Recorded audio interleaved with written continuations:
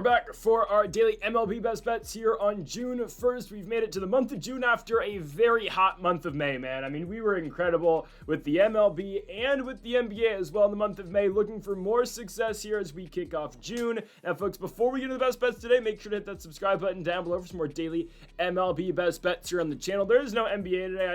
I gotta say, hey, who told you in January the Pacers were going to the NBA Finals? That was me, okay? We've been riding the Pacers this entire postseason. They're going to the finals. I'll see you probably later today for Game 1 predictions, if not today, tomorrow. But who told you the Pacers were going all the way? I'm just saying. Again, make sure that subscribe button down below for more daily MLB Best Bets here on the channel. And later today, actually, we're going to have our UFC 316 predictions from the Prudential Center in Newark, New Jersey. In the main event, the rematch, Mlb Best takes on Sean O'Malley. Why that rematch is happening, I don't know. But it is what it is. UFC needs to make money, so they're doing it. We'll get to that again later today on Greedo Plays MMA. Go subscribe. Link in the description down below. Okay, before I get into the best bets, I'm going to say this right now. I don't like the slate today. I just don't. Now, I have my 5 best plays for today. I would proceed with caution today, I'm going to be honest. We're gonna have a great week ahead starting on Monday. Like, there's some games I really like. I've already looked ahead to next week. I mean, we'll get to I like Marlins Rockies a lot tomorrow. I'll get to that in a second. Yeah, today's slate's interesting. There's plays, obviously there's plays every day, and we like the 5 that I selected today. But I would just manage your units today, okay? Just like, I don't feel as good about these as I have the last couple days. I still like them, just not on the same level. Okay, we'll get to it. Our first of the day, surprisingly one of the bets I actually like the most. I like the Red Sox money line here in Atlanta against the Atlanta Braves. Garrett Crochet is in the bump, and I think Crochet, yeah, I'm going to put him in that tier of pitcher where it's like, all right, if I see Garrett Crochet on the bump and I see relatively close odds, I'm going to start just automatically taking the Red Sox, right? There's very few pitchers in the game where I will immediately go to that with. And really, there's a short list. It's like Tarek Skubal. It's just because I'm a Nats guy. It's Mackenzie Gore. And really, that's kind of it. Yamamoto, if we get close odds, kind of. Max Fried sometimes didn't go well the other day for us. But really, I think Garrett Crochet is now trending in that tier for me of guys where if we get close money line, I'm absolutely taking it. And that's what we're doing today with the Boston Red Sox on the road here in Atlanta. It is the third game of this 3-game set. The first one was won by the Red Sox 5-1. Yesterday, a 5-0 victory for the Braves against Walker Buehler, pitching on the bump for Boston. So here's the rubber match. I like Boston in this spot. Yeah, 5-0 victory yesterday for Atlanta. Again, that's Walker Buehler on the bump, right? 4.44 ERA in the season so far for Buehler, right? Is what it is. Acuna took him yard again in the 4th inning. Something that happened, obviously, in the National League Divisional Series how many years ago. Regardless, though, Atlanta wins the baseball game 5-0. The Red Sox couldn't get anything going at the plate. I'd expect that to not continue here. Let's just be honest. I would expect this lineup to be a lot better, especially the matchup they get today. Yesterday, Spencer Schwellenbach on the bump. We know how good that guy can be at his best. Today's Bryce Elder. Nothing against the pitcher out of Decatur, Texas, but 4.5 ERA so far in the season. He's going to give up runs. You know, he's going to. He's not horrible, but at the same time, he will implode sometimes in starts. And you look at what the Red Sox have, obviously, with Duran, with Rafi Devers, with the guys in this lineup. I know Bregman's still out, obviously, for the foreseeable future, but there's guys that will definitely play for us in this Boston lineup. And at the same time, okay, Atlanta, right, you get Ronald Acuna back in the lineup. Obviously, he has been the biggest spark possible for this team offensively. He's batting .367 since his return. Another home run yesterday. He's been nothing short of incredible, man. He's been great. You know, he's played, 7 games? He's got 3 home runs already. It's insane. He gets a hit in every single game he plays. We had him, obviously, on the over total basis 2 days ago. Got it easily for us. That's what that guy's going to do. The rest of the lineup, I still am a little bit concerned about. Drake Baldwin's hitting the ball really well this season. Marcell Ozuna's been hitting the ball well as well.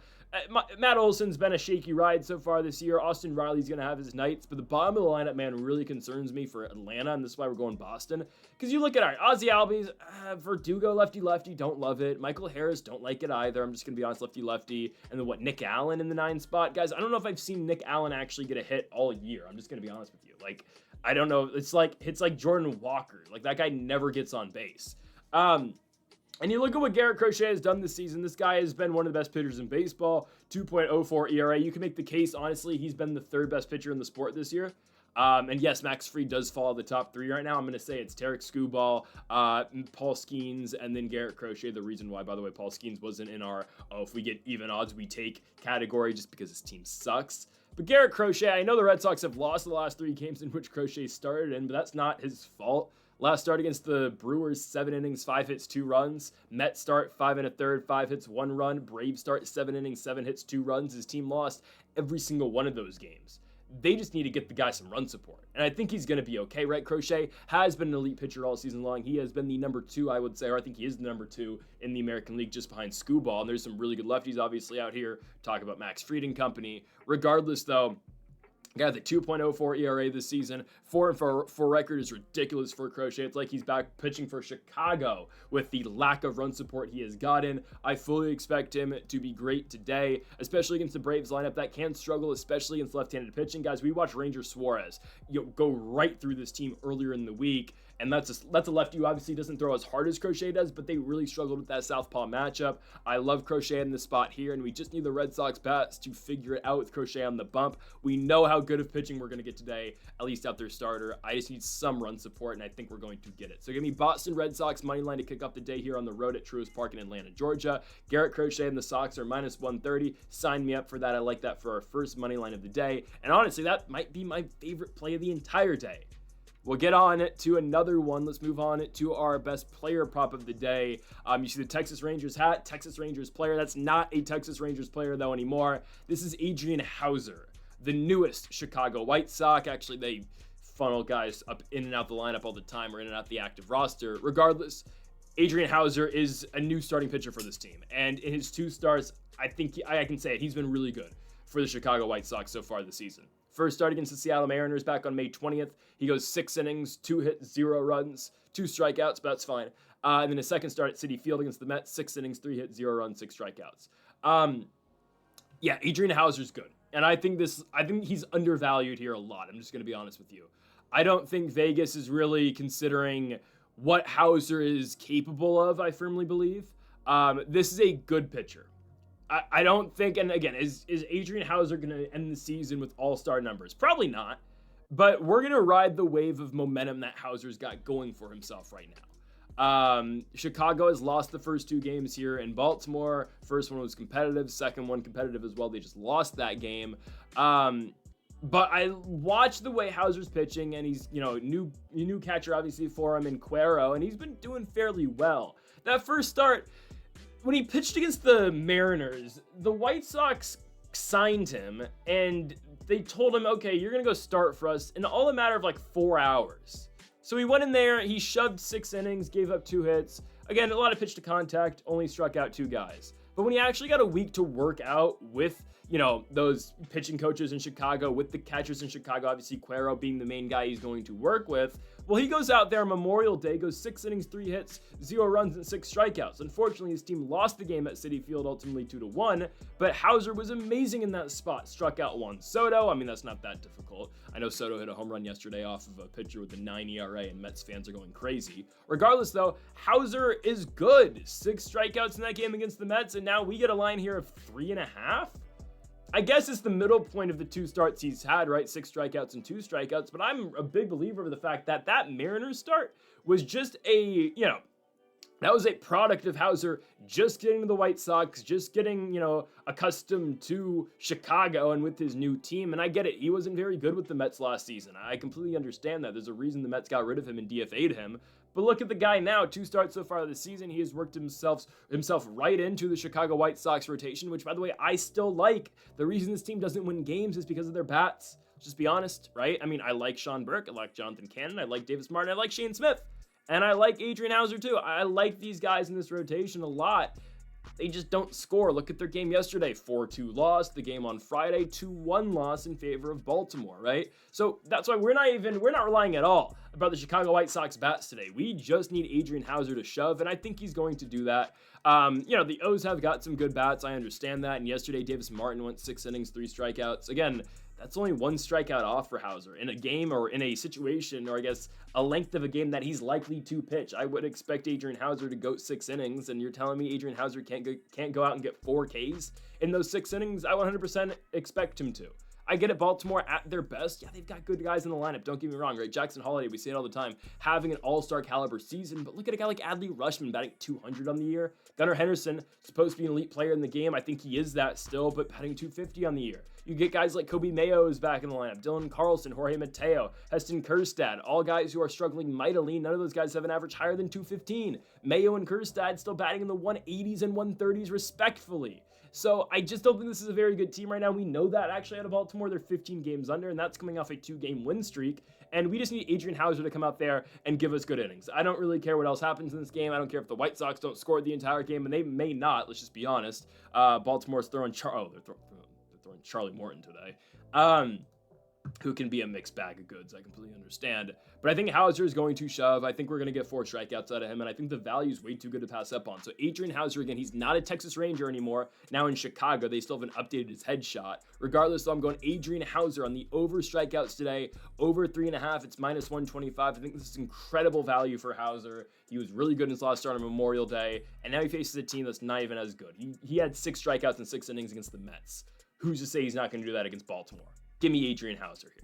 Let's go on to our third best bet of the video. We move to our Nerfie of the day. Yesterday, another successful Nerfie. Shout out to Sonny Gray and shout out to Spider-Man over in Texas, Patrick Corbin, for going out and getting us 6 outs at Globe Life Field. Today, we have the Nerfie here in Miami, Florida at Lone Depot Park between the Miami Marlins and the San Francisco Giants. I thought about going Marlins moneyline today. I'm going to stay away.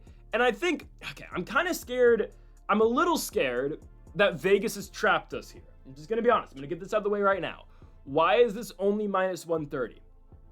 Guys, the 2 games that have been played in Miami so far this year, or in the series between the Marlins and the Giants, have been a 2-0 victory for the Giants on Friday night, and then a 1-0 victory for the Marlins yesterday. And yet our line today is minus 130 for no runs scored in the first inning. I know there was a run scored yesterday in the first inning, on Friday in the first inning, but that's because Cal Quantrill's on the bump, all right? Wilmer Flores knocked in Elliot Ramos in the first inning. But again, that's Cal Quantrill on the mound, so I don't care about that. Yesterday's game, a 1-0 victory for Miami. The only run scored in the second inning, it was a Sanoja single, who I'm telling you is sneaky good. That guy is not bad, batting at the bottom of the lineup every single day for Miami. But again, no runs scored for the Giants all game long. And that's just what can happen to that team. Edward Cabrera, for the second consecutive start for him, has pitched a great game. I know the Giants out-hit the Marlins actually 8-3, but that doesn't matter. Edward Cabrera pitched another gem like he did in Anaheim earlier this week, or I guess last week against the Angels. And we look at the pitching matchup today. All right, I'm cool with this. I really am. Hayden Birdsong pitching for San Francisco, more of an opener. He is... I think his official bill is a relief pitcher. Again, he can go up to 4 innings if you need him to. Really can go 5 too as well. He went 5 against the against the Royals last Tuesday, game that I was actually at. Regardless, yes, that was the game I was at. Regardless though, Birdsong's not horrible. His last start against the Tigers didn't go that well on Memorial Day, but we say it all the time. I mean, that's just what the Tigers can do to you. There's a reason they have the best record in the American League right now. I think they actually have the best record in all of baseball right now, even though they lost to KC, if I'm not mistaken, yesterday. Anyways, I think Hayden Birdsong can get us 3 outs, right? I'm really not scared, honestly, of the Marlins. I'm just not. And I'm really not scared of the Giants either. This is why this is a line that just doesn't make sense to me. I was kind of expecting like a minus 150, and that's why I'm a little concerned we've fallen into a Vegas trap, I'm just going to be honest. Because it's like, all right, who in this Miami lineup 1 through 5, just honestly in the entire lineup, who scares you of, putting a run on the board in the first inning? Agustin Ramirez, yeah. Ramirez is good. He hits the ball really hard. He's batting leadoff. Yesterday, they batted Heberito Hernandez in the 2. Third game in the majors tomorrow. Okay, he's 0 for 6. All right. Otto Lopez is batting in the 3. Eric Wagman's batting in the 4. Are we scared of any of these guys? Let's just be honest. Are we? No, we're not. All right. Hayden Birdsong is going to get us 3 outs in the bottom of the first. And then top of the first. I mean, this is the more concerning one, I would think. But guys, Ryan Weathers. Look what Ryan Weathers has done this year. ERA is 1.15. That's playable, man. Gave up 2 runs in his last start, but none of them were earned. So he's only given up 2 earned runs so far this season in about 16 innings. So the ERA is 1.15. Ryan Weathers has pitched good baseball so far this year, and the Giants don't hit particularly well against lefties. They just don't. Like Jung-Ho Lee obviously is going to struggle, who are in the top of the lineup. I get it. Elliot Ramos by far is our biggest threat. He 100% is, right? But we don't really have to concern ourselves with Yastrzemski at the top of the lineup, even though he's kind of been hitting in that 6th spot recently. But I think our biggest concerns in this game are both leadoff men. I think it's Elliot Ramos of the Giants, obviously, and Agustin Ramirez of the Miami Marlins. If Weathers and Birdsong are able to get through those top guys, I think we're fine. I really think so, right? Because, I mean, again, who concerns you deep in the Miami lineup? Nobody. And then once we get past Ramos, all right, Jung-Ho Lee, again, great talent, not really hitting like he was the very beginning of the season where he was absolutely on fire, and we're talking about, okay, maybe Jung-Ho Lee is an all-star game starter this season. That didn't really transpire, right? I just still think he's good. He's not going to be their all-star. It's going to be Logan Webb. They might get 2. They're probably going to get 2 again, Logan Webb and Elliot Ramos. Jung-Ho Lee's good, but he's not elite, let's just be honest. And lefty-lefty, I don't mind Ryan Weathers in that spot. Wilmer Flores, again, not going to really kill you. I don't think so. A guy, if you have runners in scoring position, yeah, Wilmer Flores is going to hurt you, but I'm okay with this. Matt Chapman, yes, he's got some pop, but I'm okay with Ryan Weathers as well. I'm really cool with this, guys. I think we're going to get 6 outs in this game. -130. The only thing that concerns me is the odds. Like, what does Vegas know that I don't here? I feel like this should be like -155, but if it's a trap, oh no, we're falling right into it. Give me the nerfy today in Miami, Florida, between the Miami Marlins and the San Francisco Giants. Ryan Weathers and Hayden Birdsong are going to go out there and get us the 6 outs to start the game. We've been on fire with the nerfies, by the way. Let's keep it moving.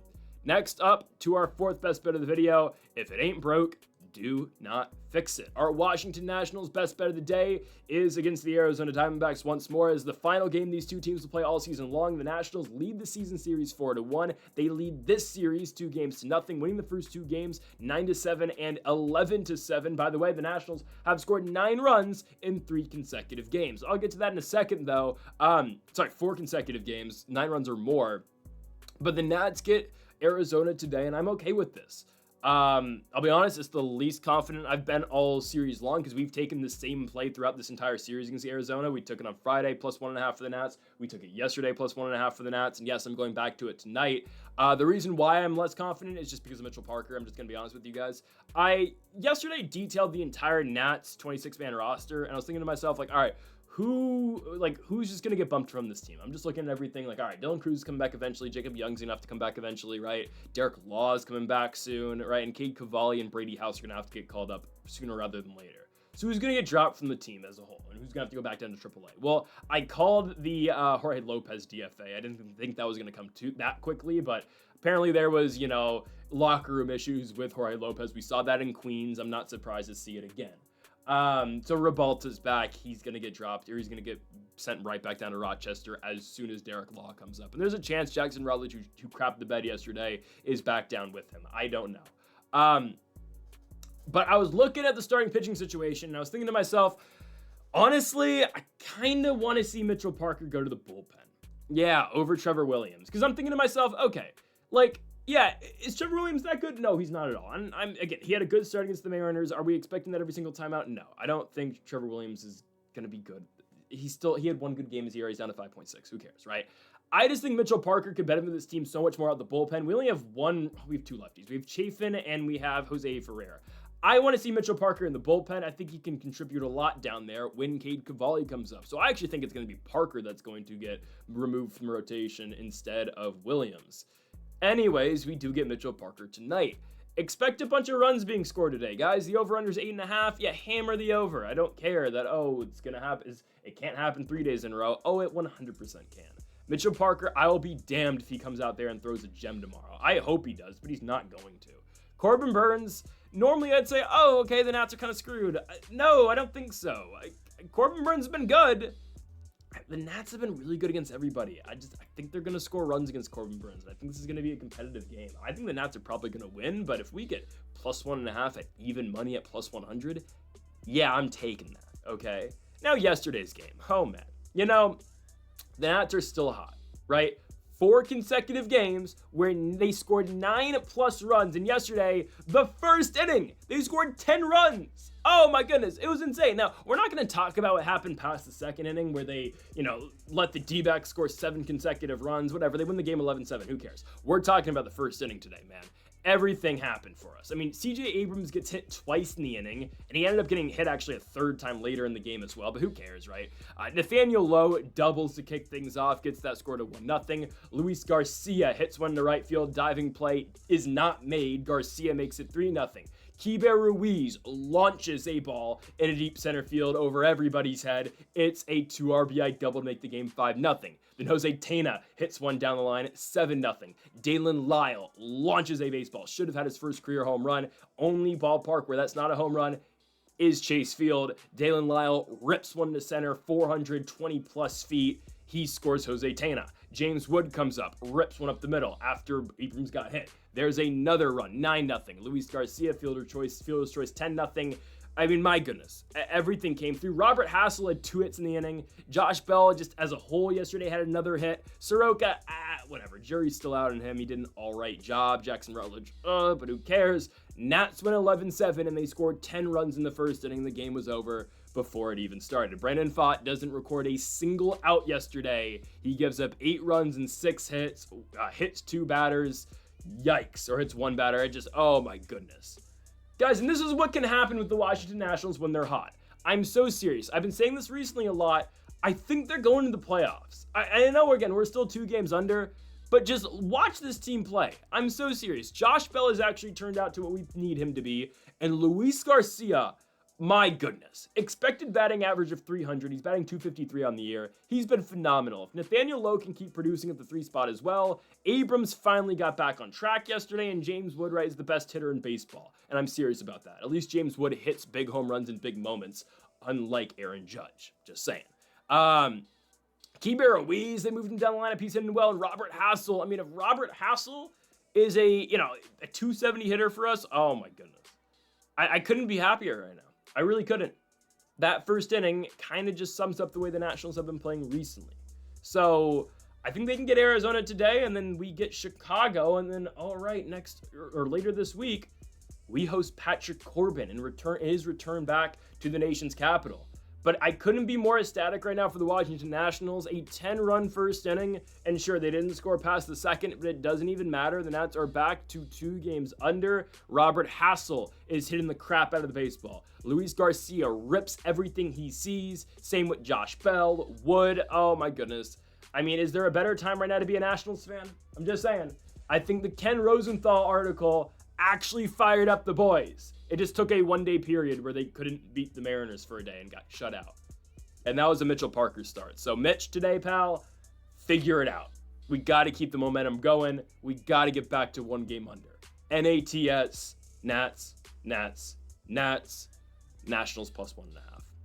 Final best bet of the video. Let's go to Petco. Padres, Pirates, anyone?